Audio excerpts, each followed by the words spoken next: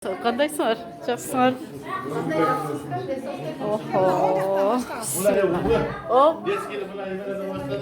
Biz ben gösteriyorum bu yakta. Ana. Бұл жақ спальня екен, а?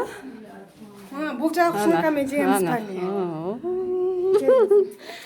Үйремдікі bu жақта қалып тұр ғой, анаке. Bunu bağlı Европейский kinolarda görüyoruz. Bana gözümden görüyoruz. Bacar gibi Sedat Hatay'da. Bacar Анамысы, Құдайға шүкір. Оқымыз соның. Ай-ой. Нәсіп қылсын, нәсіп қылсын. Аябай соның. Үшінші. Bunlar жақ немесі, екі кішінекке жөжесі var. О, Müfedat privet. ана, детский. Bu da iki kişinekке. İşte canlı olsun. Нәсіп қылсын. Жүріңіздер енді. Нәсіп қылсын. Бізге де жұғышты болсын, нәсіп қылсын. Жашынақай. Вообще, соның аябай жашынақай.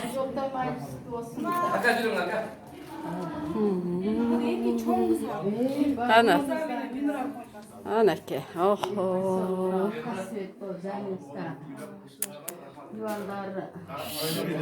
Айтқаныңыздар келсін. Чомық толдай. Тойлар болсын, аябай жақсылықтарға бұйырсын. Қанша неменен келет бұл да. Әр бір комнатада бірден санузел. Ана. Anamın iki çoğun balası var. Eşin aşırı koymuş. Var koşudu. Анаке. İki bayçık menen bakıttın kontası. Охо. Da özüm söyledi. Neme?